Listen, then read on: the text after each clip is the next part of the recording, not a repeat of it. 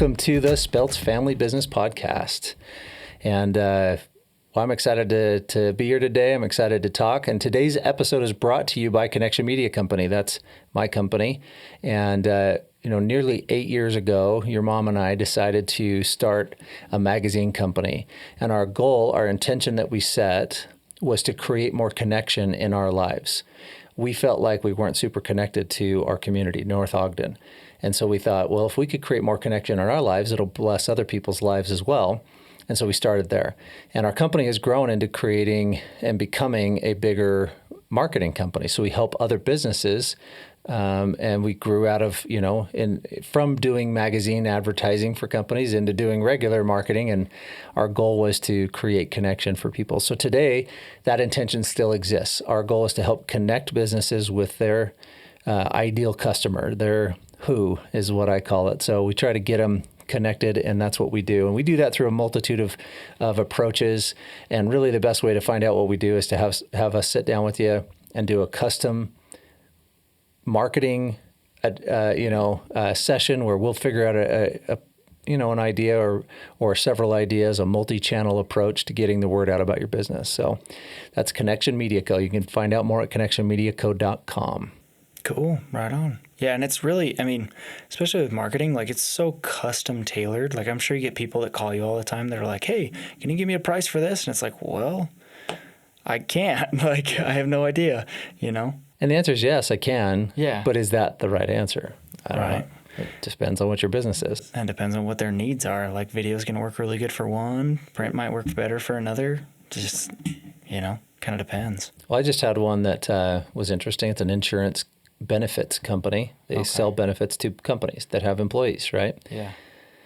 And they were like, well, we just want to get more search traffic. And I was like, good luck. Right. You're in one of the most competitive industries that there is. And we looked it up, and their pay-per-click price, I can't remember what it was, $250 per click. That's pretty steep. That's high, right? Yeah. It's very high because there's massive competitors that are basically willing to pay whatever they can to get all the clicks. Right. So there's different ways to do it. There's a different approach that we're going to take with them. And so, yeah. Nice. So we love customizing it. Well, today's topic is actually one that I think is really important. It touches on AI, artificial intelligence. It also touches on beauty, body, comfort, and our ability to see ourselves. For me, it even has a deeper meaning. I've really never had a lot of body dysmorphia. Other people have had that. Other people have those issues where they don't like what they see in the mirror. I think it's hilarious what I see in the mirror. I'm like, that's funny. Every day I get to look at that. Just kidding. No, it's not my thing, right? I don't struggle with that piece where I don't like what I see in the mirror. But I struggle on the inside sometimes with who I am. Am I smart enough? We've talked about this so many times, that imposter syndrome, but am I smart enough? Do I have enough wisdom, intelligence, skill, drive to do all the things and be successful? And so I think it carries over into that too, because it's this ideal that we all put up in the world of are we good enough? Right. I would agree. I would say I'm pretty much the same. When I look in the mirror, I'm not disappointed, but I'm just okay with, I'm happy with who I am, what I look like. But I have the same internal thing where I'm like, man, am I smart enough? Am I personable enough? Do people like me? Am I, good enough to be a business owner? Because I get that all the time where I'm like, gosh, I feel like I'm a 16-year-old kid on the inside still, and I'm hanging out around adults that are successful business owners, and I'm like, man, do I have what it takes to really achieve that, what I guess is, kind of unattainable success. It depends on what that looks like to you. But AI is kind of an interesting thing too, because I think most people are kind of freaked out. I don't know. For me, I am. I'm like, holy cow! The images that it creates and stuff. We've talked about some of the projections and stuff, and it'll actually talk about that in the video that we show. But some of the projections, we were talking the other day about how all movies and video games will become obsolete. And it's because AI will be able to create a story tailored to you, or a video game that changes every time. Nobody's going to, you buy the game once and your experience versus mine are going to be completely night and day different, because AI is going to be creating the video game as you go. Obviously, we don't actually have anything like that yet, so who knows what it's going to turn into. But we've kind of unleashed the beast, and there's no way of putting it back in the box. So I think some people are freaked out. A lot of people are hopping on top of it, and they're learning as much as they can to utilize it, because it's a pretty incredible tool. But the video that we're going to watch is actually 90% AI generated footage, or images and video. It's pretty crazy. So, and before we go into this, I want to talk marketing real quick here too, because not only was this piece done as a piece of marketing, right? Which for those who are watching this, you'll see, we'll include a link in the show notes so that you can link to it if you want to see it on, Apple Podcast or Spotify. Yeah, if you're just listening. Yeah, if you're just listening. But it's an ad done by Dove Beauty, and we're not sponsoring Dove or sponsored by Dove or anything like that. But what's interesting is that they used AI. They use AI in this to do the ad. But what's interesting to me is that AI is basically using the known knowledge of the world to generate what you're being asked. And my question is, if you know what your brand stands for, and you know what's important to you, what's important to me with connection, we talked about it just a minute ago, is helping businesses create connection to their ideal customer. Would AI know that? That's the hard thing with AI, is it's a machine. It doesn't think the same. But Dove, AI knows. Yeah. It knows when it does that change of the prompt asking for a different image, which you'll see in the video. AI knew what that means, that they've spent their marketing dollars well, because their ideal client and their ideal target and message and what's most important to them, AI nails it. So crazy. So they've put out enough information that AI has no question as to what they're talking about when they change the prompt. So let's watch the video. Cool. Okay.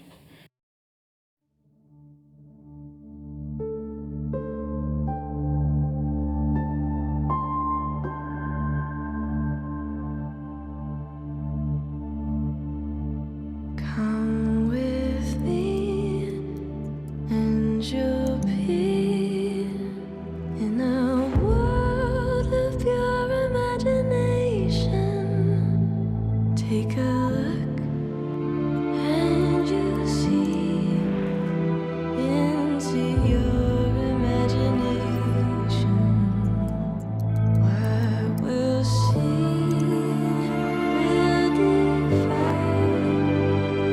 explanation.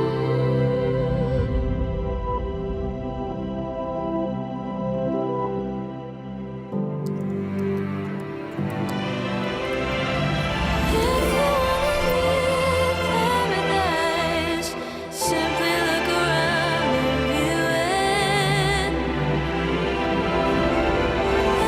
Anything you want to do it. Wanna change the world, there's nothing to it.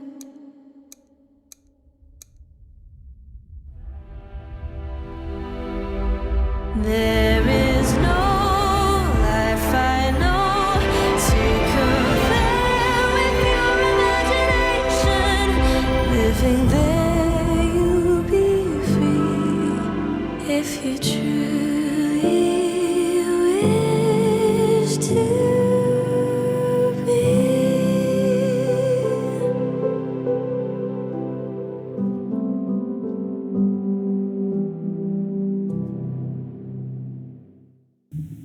That's pretty cool. Yeah. It's crazy. So explain for those that are listening what you just watched. Yeah, so essentially, well, it starts off with a couple prompts. One of them says that 90% of media online that you see on TV in the next, I don't know how long, but it's saying that it will be AI generated. And then it cuts to a scene of a woman. She's on her computer. She types up imagine is the command, the most beautiful woman in the world. and it pulls up a picture of this extremely beautiful girl. Model-esque. Extremely pretty, but it's obviously AI generated. It's not quite as, real as a picture yet. And then she enters in a few more prompts, like, imagine a woman with perfect skin, and it shows a woman with, really smooth, perfect skin. And then she does it a couple more times. There's a couple other prompts. But anyways, then it cuts to a scene of her looking up. Imagine the most beautiful woman in the world, or imagine the perfect skin according to Dove Beauty. And then it starts pulling up regular people, not AI generate, like these model-esque perfect looking people with perfect skin. Like, they've got freckles and sunspots and wrinkles, and there's a woman in a wheelchair that it generates. It's pretty powerful, because they're not only marketing to models. They're not marketing to people who are quote unquote perfect or, insanely beautiful.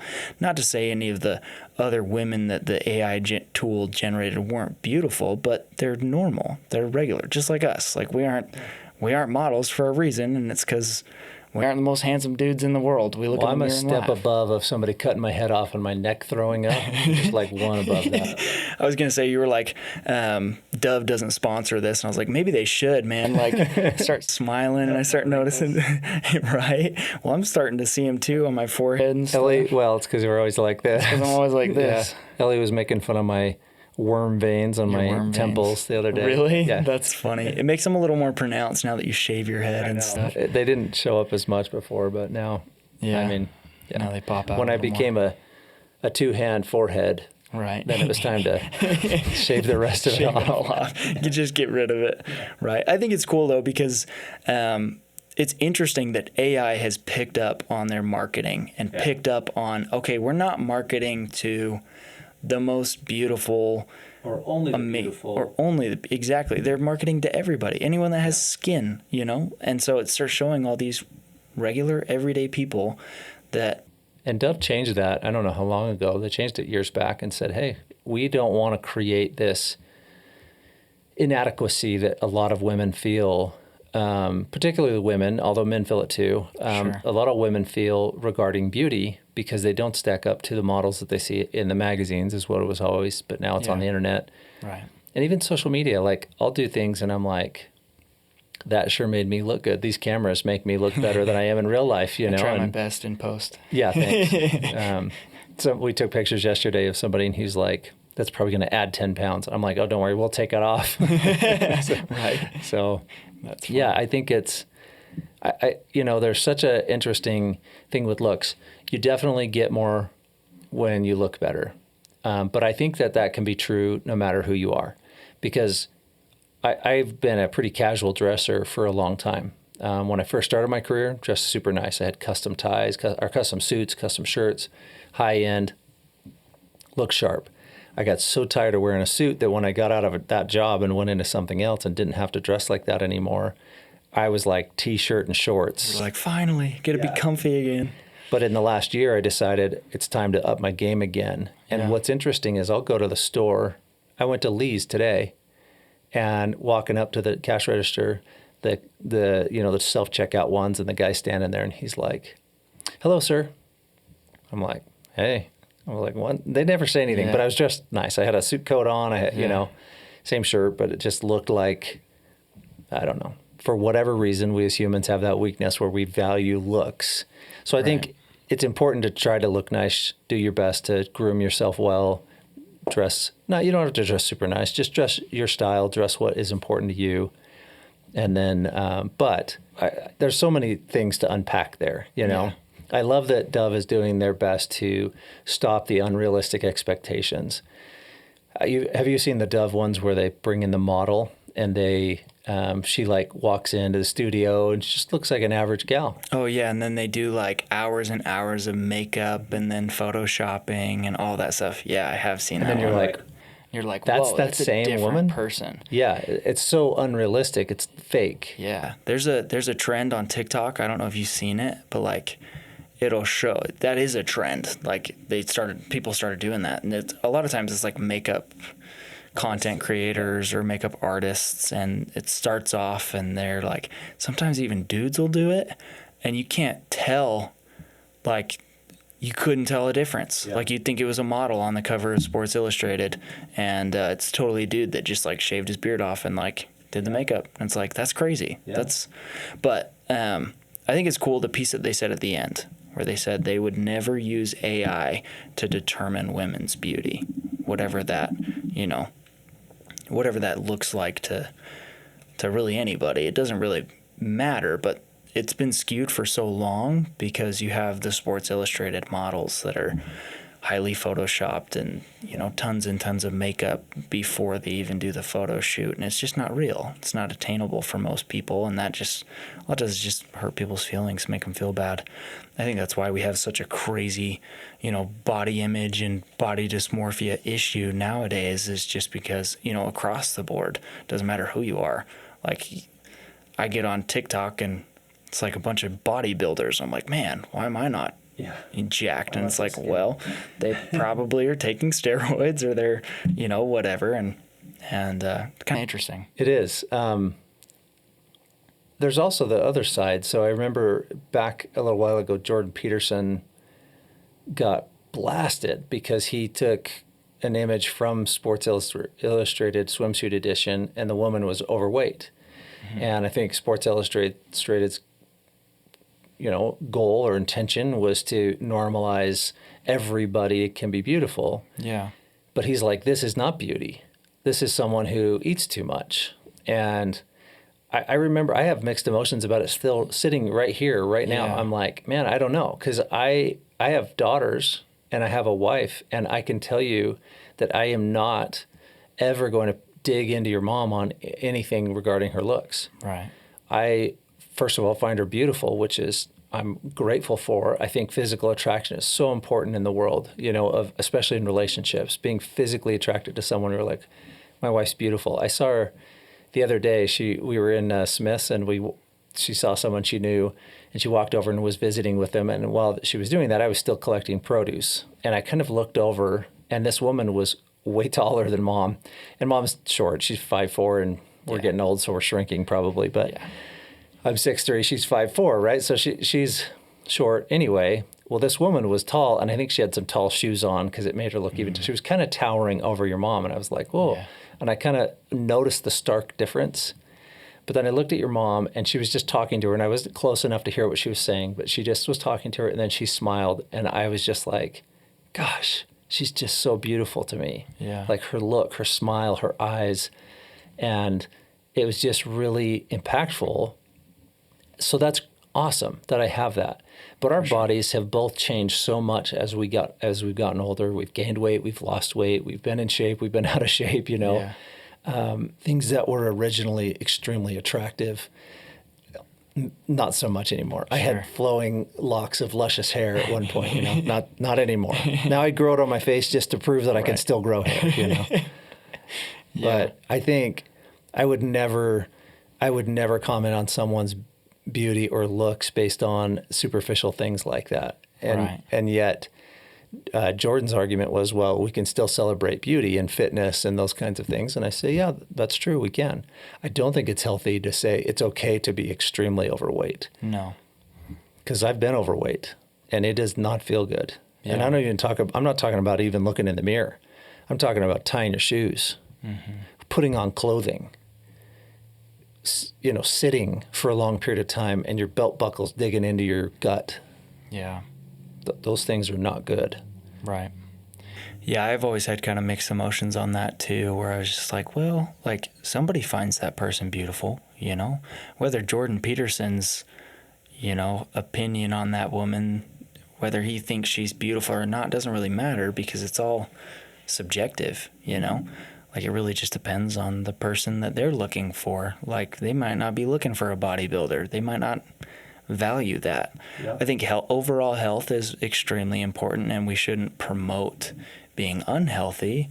But at the same time, we also have to accept that beauty comes in all shapes and forms and sizes, and I have a generalization that I've always made that could totally be way off. Yeah. But I'm willing to accept that I could be way off here. But that was, if your dad, your young person dad, like when you're a school age kid, has a six pack, he's probably not around very much. Yeah. Because you have to spend a lot of time in the gym to keep that or maintain that. You really do. It's like I said, it's probably not true that they can't be a good dad and have a six pack. But my point is, they've got to spend a lot of time. Either that or they're not very good at earning money, right? Something's got to give. There's only so many hours in the day. And I know there's some really buff dude out there that makes $1 million a year that He's like, hey, has man, no, major I'm a great abs dad. and his kids love him to death. I get that. But I'm just saying, usually your priorities, like when you were young and even now, trying to prioritize family time and the gym and work and all of those things, challenging, tough to do. Hard to stack everything all in the same day. That's why the dad bod exists. Yeah, right. Because they're at home being dads and trying to help the family and doing projects on the weekend. And yeah, it's hard. And we eat bad because we're Americans. So we go to McDonald's and have, what's your thing that you eat? Call it a McBitchin, but it's a it's a McDouble and hot and spicy, and you take one of the buns off and you slam them together. Oh, we used to eat those all the time in high school, and I still eat it. So you have the hot and spicy chicken, Hot and spicy, and the McDouble, and you take one of the buns off. Like, you just doesn't matter. doesn't really matter. Like, I usually do it on the McDouble. You take the bottom bun off and you just throw it on top of the hot and spicy. That goes on. So now it becomes almost like a Big Mac because it has that other bun still. Because it has another bun, which is way worse for you as well. And I always eat the other bun too. I eat the one that I take off. Because McDonald's bread is like sweet. It has like so much sugar in it. But it's yummy. Yeah, they've got scientists in a lab somewhere like, we should put a little more sugar in the bread just to make it so that they'll eat even more bread. I know. McDonald's is like my guilty pleasure. It's just like, if I have a hard day or something, or even a good day, like I'll reward myself with it. I'm like, all right, I can go have a McBitchin. And then usually it's that and a fry and a Coke. Yeah. But awesome. Yeah, kind of funny. Where I can't even remember where we were at. Just eating healthy. I mean, our society, unfortunately, because sometimes when someone feels left out or, they really feel like society has frowned upon them for a long time, a group of them will get together and advocate for their own happiness, their own acceptance in society. It's actually a positive thing. Yeah. It's a positive thing that, alienated groups can come together and say, hey, we deserve respect. As long as they're not if a group of pedophiles got together and said, we deserve, rights, I'd say, no, you don't, get the heck out. But those that are dealing with social issues and they come together and create groups.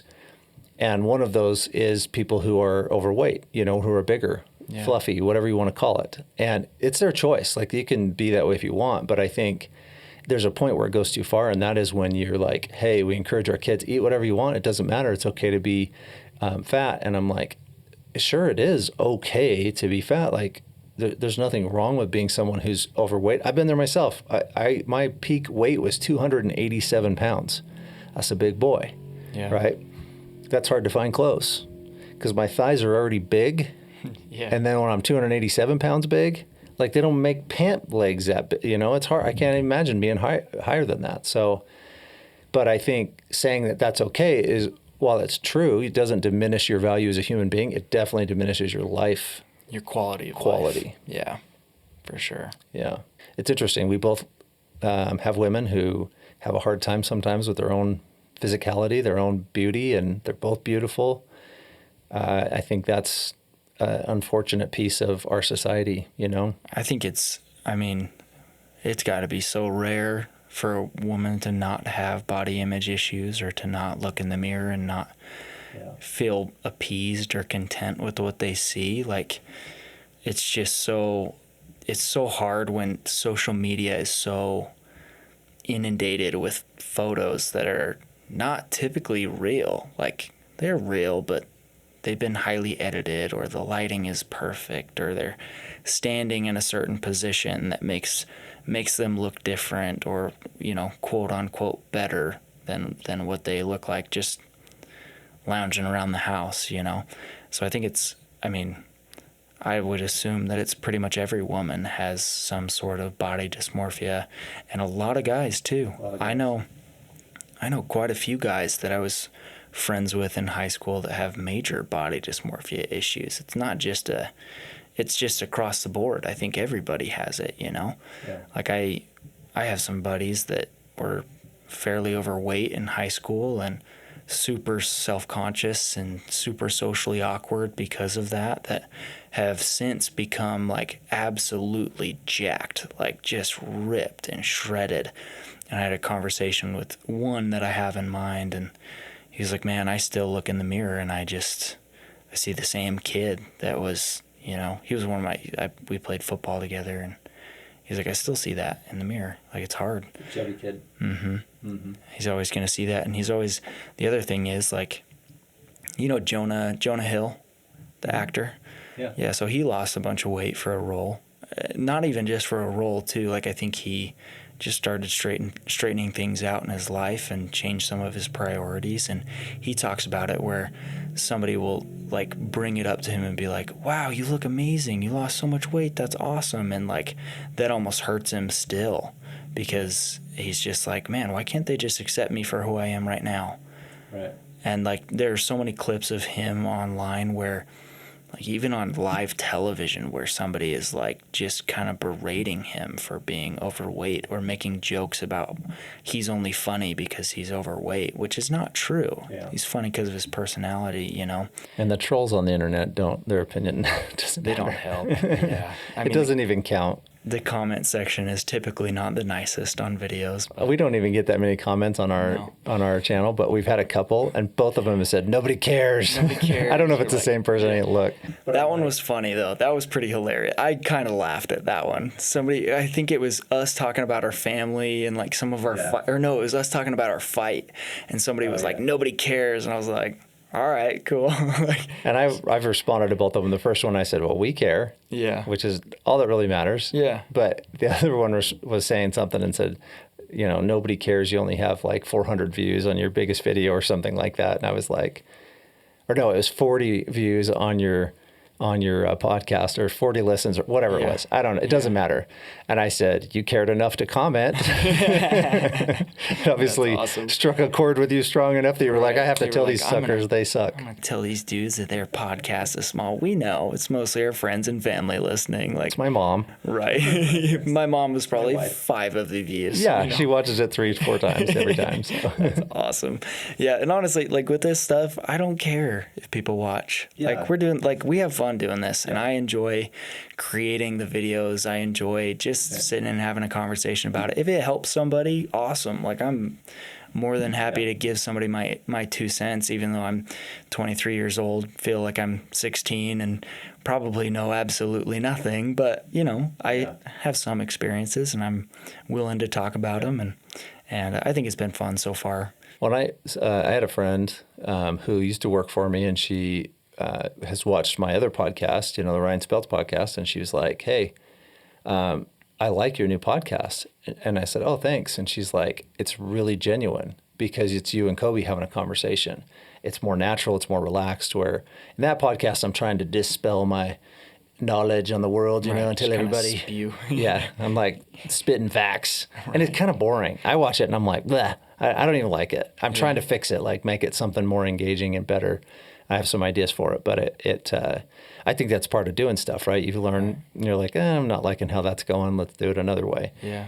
But this is just a conversation, and we're not solving any of the world's problems here. No. But and we're not like particularly funny or anything like. Other than looking, we do have that going for us. So maybe that'll bring in some more views. I don't know, man. All the girls liked you in high school. I never had that. That's not true, man. That's not true. We've heard of rumors. They're just rumors. Your little sister's friends, they thought you were something. Well, that's just because I'm that's the big brother effect. That's nothing. That has nothing to do with looks. No basis in reality. Yeah. And I think that gets twisted and contorted in their minds too. They probably make it a little more exaggerated than it actually was. But no, I think it's a little tricky to be what I would call decent looking, you know what I mean? Not male model material, but he's decent enough looking where, you know, how do you have this conversation? You know, when we didn't do anything for our good looks.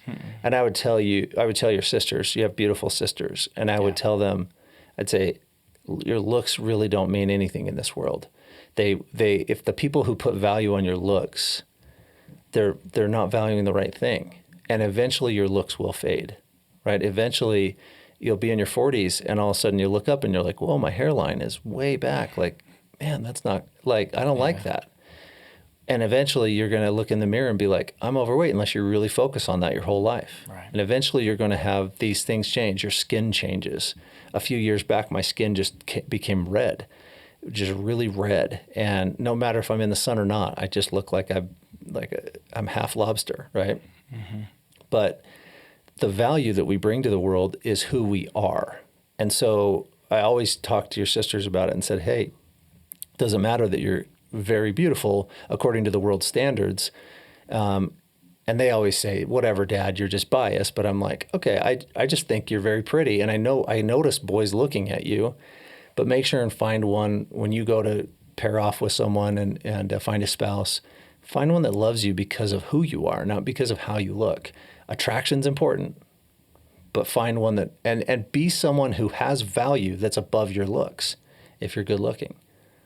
According to the world standards, because it is different, it is subjective, and you can't really control it. When I was a kid, no butt was the thing, right? Nobody they wanted these tiny little skinny butts, and your generation was like, we like it juicy, you know, like big butts, and I cannot lie. Yeah, it changed, and so it's subjective. Like, how are you going to control that? What if you have a tiny little butt and the thing changes?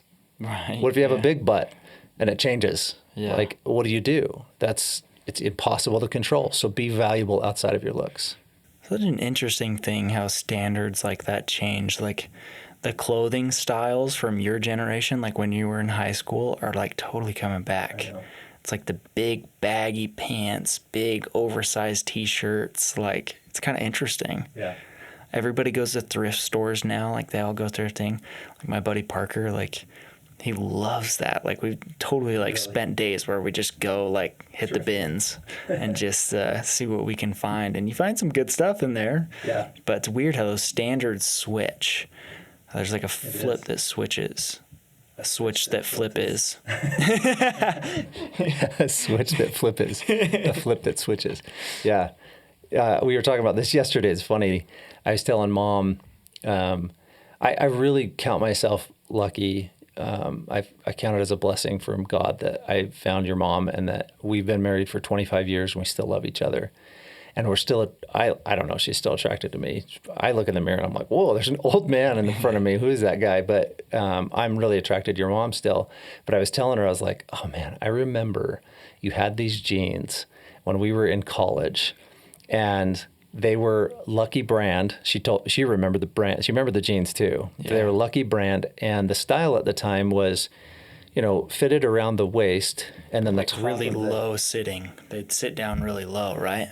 Yeah, I don't remember them being particularly low, but they were fitted around the waist, and then they were tight-ish around the top of the hips and the butt, the glutes, and then they just kind of blanketed down, and they were straight-legged. Yeah. And so they went straight legs all the way down. So from basically the top crest of the curve of her butt or her hip or whatever, it just was fabric straight down. Just drop. And I was like, it's so funny. Like, I loved those jeans. Every time she'd wear them, I'm like, oh man, she looks so good. That's just funny. Loved it. And then that went completely out. And the girls would make fun of Mom when they were in high school because they're like, why are your pants so baggy? Like, why do you wear such baggy pants? It was just where we came from. And now that's totally back. So she created the trend just a long time ago. It was the trend a long time ago. But that's funny. You guys saw, did you see that one of my high school buddies? Oh yeah, the video? Yeah, we had buried a time capsule and then got back together after our missions and stuff, and everybody was at my parents' house in Las Vegas. And the girls were like, dude, why are you so fly? Your outfit's so cool. I'm like, I don't know, it's just what was in style, and it's totally in style again. That's crazy. It's just so weird. Baggy. It is baggy funny pants. because I totally watched that video and I was like, I had that same thought. I was like, man, that fit is kind of like, it's kind of fire. Like, I'm trying to like go dig through some boxes, see if I can find that t-shirt. Like a long sleeve t-shirt and an over t-shirt. Yeah. And it's funny. It's coming hilarious. back. I've seen it on TikTok. I've seen kids, younger people, and Yeah. they're wearing our old outfits. Kind of So wild. weird. And probably could be your old outfit because most of the time it's thrifted. You're like, oh man, this old box of high school clothes, I probably shouldn't hold on to this anymore. Throw it in there, and some kid finds it and they're like, yes. And it wouldn't fit me, so yeah. Kinda Vintage. funny. I'm vintage now. My stuff's vintage, but Right. well, cool. I think that's good. So if somebody was struggling with body dysmorphia like that and feeling that they don't like what they see in the mirror, I mean, I can criticize myself for sure. There's things that I don't like or things that I notice that are flaws. But if someone's struggling with that, what would you say? That's a good question. There's a song by J. Cole called Love Yours. That's a really good song. Just talks about how like comparison is such a hard thing to get away from. Like it's pretty impossible. It really is. And it's such a hard thing to stop your brain from doing. And I feel like so many people get caught up in the comparison game of like, oh, I wish I had what they have. Like I know I do it all the time. I'm like, man, I wish I could talk like that person. I wish I could sell like that person. I wish I could, drive the car that person drives. And it's an impossible game. But I feel like if you can get better at just recognizing when you get into that, cycle, that because it's a vicious cycle of just like getting down on yourself. Just like one thing that I always try to do when I find myself in that comparison game is I start thinking about all the things that I have, whether it's body image or personality or just, experiences in my life. I try to think about all the things that I love, all the people I love, all the relationships that I have. Because at the end of the day, like, it doesn't matter what you look like. Everybody's going to end up in the ground. Like, whether health is something that's important to you or not, it really doesn't matter. What I think is more important is the experiences you have in life. And if your health is a changeable situation and you want to have better, and it's holding you back from experiences you want, then change it. Make an effort to change it. But if it's not important enough to you, then focus on what you can control, That's one thing. It's a hard rule to live by, but, don't worry about the things you can't change. Instead, focus on the things that you can change. And if you're unhappy with the things that you can change, then change them. And if you're passionate enough about that, then you will. You'll make it happen, Like, I love it. If I really wanted a six-pack, I would start doing sit-ups, Or do more of them. Right, more of them. Yeah, I don't know. Well, I love hearing you say that because that is something that I've always believed. It's a little trickier in practice than just saying it, but for sure, if you're in a situation that you don't like, work to change it.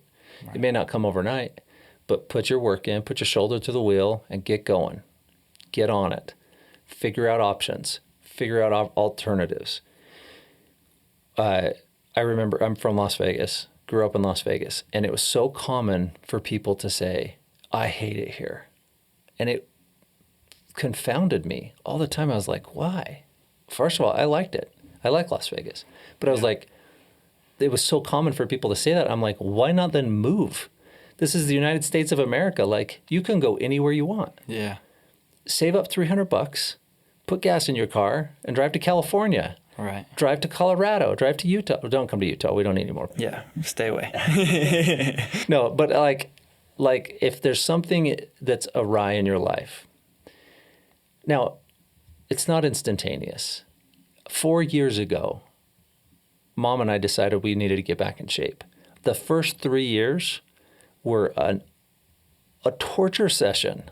Yeah. Like every time we go to the gym, it just sucked so bad, and you just didn't see the result. I mean, you see little results, and you're like, oh my gosh, I'm still a big fat guy that can't tie his shoes.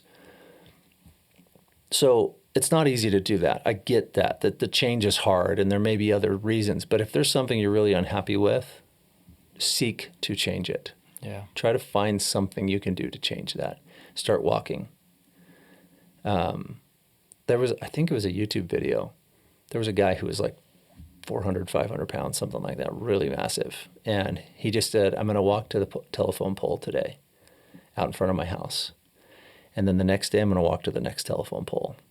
And eventually ended up getting in shape, just walking a new distance every day to the next telephone pole. And I was like, that's awesome.